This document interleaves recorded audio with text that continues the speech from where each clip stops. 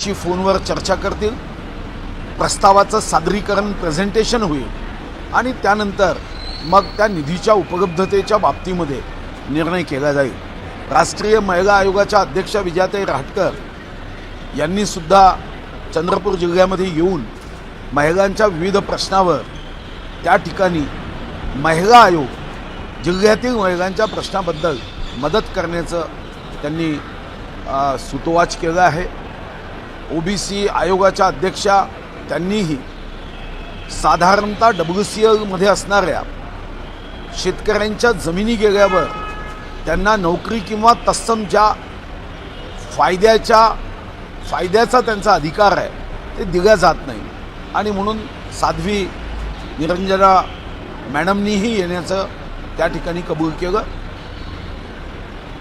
Chamber of industries जे government of India वित्त विभागाने ज्यांना काम दिलं आहे MSMEच्या बाबतीमध्ये त्यांनीही चंद्रपूर जिल्ह्यामध्ये येण्याचं कबूल केलं आहे आणि साधारणतः चंद्रपूरमध्ये आम्ही प्रयत्न करतोय उद्योग योद्धा निर्माण करण्याचा।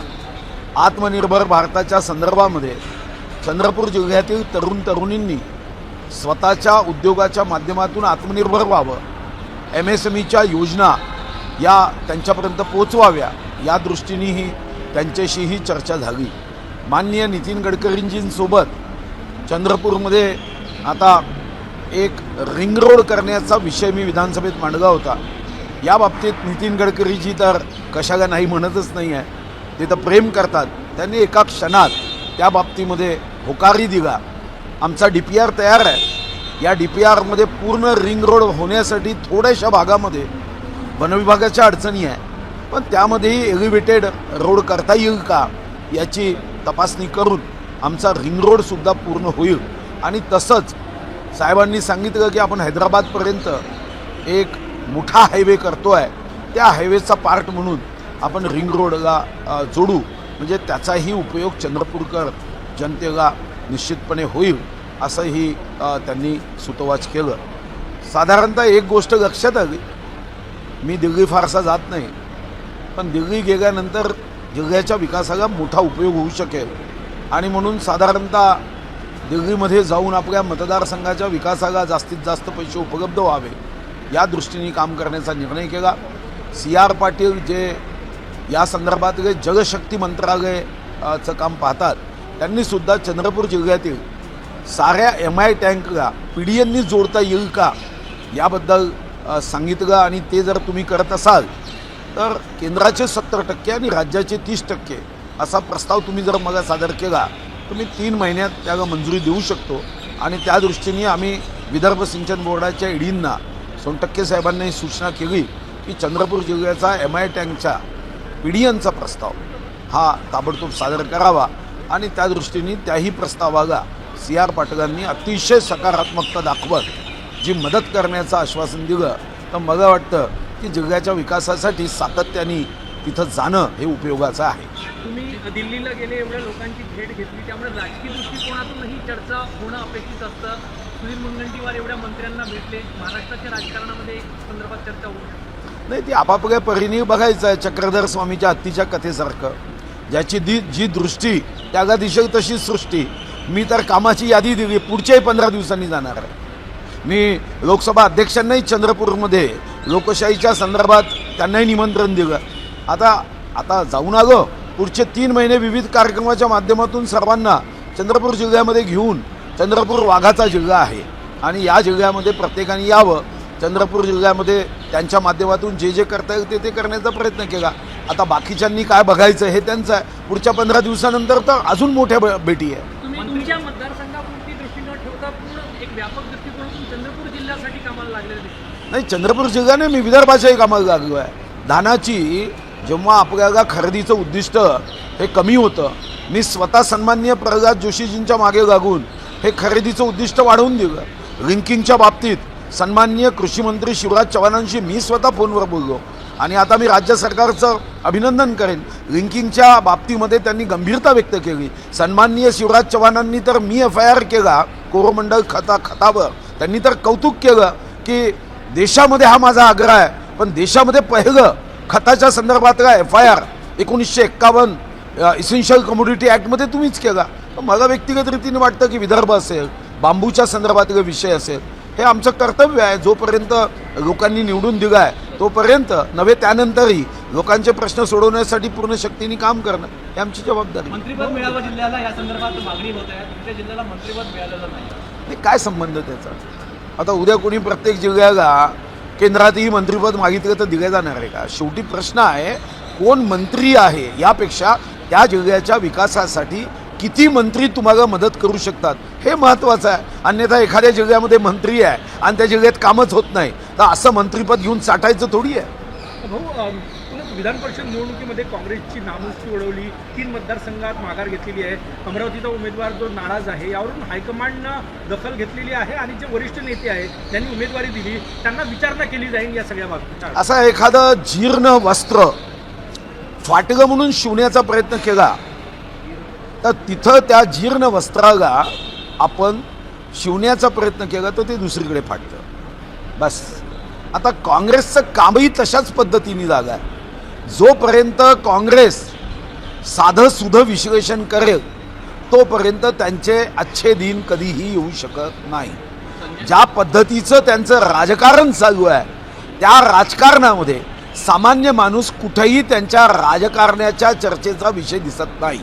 त्यांच्या राजकारणामध्ये फक्त माननीय सन्माननीय युगपुरुष नरेंद्र मोदींचा द्वेष, भारतीय जनता पार्टीवर टीका, निम्न स्तराचा उपयोग, शिव्या देऊन पक्ष वाढवण्याचं राजकारण, याच्या बाहेर जोपर्यंत ते जाणार नाही, जोपर्यंत तेलंगणामध्ये एखादा मॉडेल करणार नाही, कर्नाटकमध्ये चांगलं मॉडेल दाखवणार नाही विकासाचं, हिमाचलमध्ये एखादं उत्तम रोजगाराचं मॉडेल दाखवणार नाही, तोपर्यंत त्यांनी कितीही भारतीय जनता पार्टीवर टीका केल्या तरी या झाडाला जोपर्यंत विचाराचं आणि विकासाचं पाणी टाकल्या जाणार नाही हे काँग्रेसचं झाड हे असं सुकलेलं राहणार आहे. हो, तुम्ही एका बाजूने जीर्ण वस्त्र आणि झाडाची उपमा देता, दुसऱ्या बाजूने सोनिया गांधींनी बंगालमधला जो पक्ष आहे तृणमूल काँग्रेस त्याला आपल्याकडे विलीन करून घेण्याचं एक ऑफर दिलेली आहे. राष्ट्रीय उपाध्यक्ष देऊ असं देखील ममता बॅनर्जींना सांगितलं. कसं पाहता? मग चूक कुठं आहे? त्याच्यामध्ये चूक कुठं आहे? पण त्यांचा प्रस्ताव ममता दिदी थोडी मान्य करणार आहे. त्यांनाही माहिती आहे की आपला स्वतंत्र पक्ष आहे, निर्णय घेण्याचा आपल्याला अधिकार आहे. अन्यथा उद्या जर आपल्या आमदारांनी राज्यसभेचा उमेदवार पाठवायचा असेल तर तो ममता दिदीच्या हातात राहणार नाही. आदरणीय सोनियाजींनी त्यांना ऑफर देणं किंवा खरं तर काँग्रेसचे काही नेते खाजगीत असंच म्हणतात की इंडिया अलायन्समधल्या सर्व पक्षांनी एकत्र येऊन काँग्रेसचा भाग व्हावा, पण मला वाटतं की हे होणं शक्य नाही. कारण छोट्या छोट्या प्रादेशिक पक्षाच्या नेत्यांना स्वतःचा सुभा हवा आहे आणि जिथं स्वतःचा सुभा हवा आहे तिथं मला वाटतं की असं निमंत्रण दिल्याने कोणीही ते निमंत्रण स्वीकारणार नाही. संजय राऊतांनी गंभीर आरोप केलेला आहे. काँग्रेस पार्टीचे दिग्गज यांना पंतप्रधान नरेंद्र मोदी यांची अमेरिकेत भेट झाली होती असं त्यांनी म्हटलं, त्यानंतरच दिग्गज भारतात आले असे म्हटलं आहे. आता त्यांच्याकडे काय माहिती असेल ते संजय आहे. महाभारताच्या संजयला घरी बसून महायुद्ध दिसत होतं, यांना अमेरिकेचा भाग दिसत असेल तर मला माहिती नाही. शेवटी नाव संजय असण्याचा फायदा होऊ शकतो. पण आता ते काँग्रेस पार्टीने महाराष्ट्रात देखील आंदोलनाला सुरुवात केली. आज पुण्यात आंदोलन करते आणि इथून पुढे ते देशात आंदोलन करेल अशी घोषणा पण त्यांनी केली. नाही, आंदोलन करणं लोकशाहीमध्ये गैर नाही आहे, पण आंदोलनामध्ये तुमच्या आंदोलनाचा विषय सर्वसामान्य दीनदुर्बल शोषित पीडिताचा आवाज असला पाहिजे. भारतीय जनता पार्टीला शिव्या देणं, राष्ट्रीय स्वयंसेवक संघाला शिव्या देणं, यातून आपल्या पक्षामध्ये आपली वैचारिक भूमिका काय आहे, आपलं धोरण काय आहे, आपलं लक्ष काय आहे, आपल्या पाठीशी बोलवणारा धनी कोण आहे याबद्दल मात्र चर्चा होईल ना. तुम्ही तरुणांना एकत्र करा ना. आता आम्ही उद्योग योद्धा करण्याचा निर्णय केला, याच्यामध्ये राजकारण नाही आहे. जागा जागा उद्योग करायचा असेल, व्यवसाय करायचा असेल, व्यापार करायचा असेल, राज्याच्या आणि देशाच्या ज्या म्हणून योजना आहे त्या त्यांच्यापर्यंत पोहोचवण्याचा प्रयत्न करणं. काँग्रेस जनता पार्टीने भूमिका घ्यावी ना. जिथं आता AIचा उपयोग हा महत्त्वाचा ठरला आहे त्याचे प्रशिक्षण द्यावे की आम्ही आमच्या रोजच्या जीवनामध्ये यशाच्या मार्गाने वेगाने बुलेट ट्रेनपेक्षा जास्त गतीने जाण्यासाठी आम्ही AIचं ट्रेनिंग देऊ. अमेरिकेतून इथं येऊन फक्त माथी भडकवण्याचं काम जर कोणी केलं तर तो मात्र साबणाचा फुगा असेल, तो जास्त दीर्घकाळ टिकणार नाही, तो फुगा फुटेल. पार्टीमध्ये कुठेतरी विरोधक धास्तावले असं वाटते का? काँग्रेस पार्टीमध्ये विरोधक धास्तावले का? विरोधक संपून जाईल असं भीती वाटते काँग्रेस पार्टी संपून, त्यामुळे भीती वाटते. नाही, असं आहे, कोणी कोणाला संपवू शकत नाही.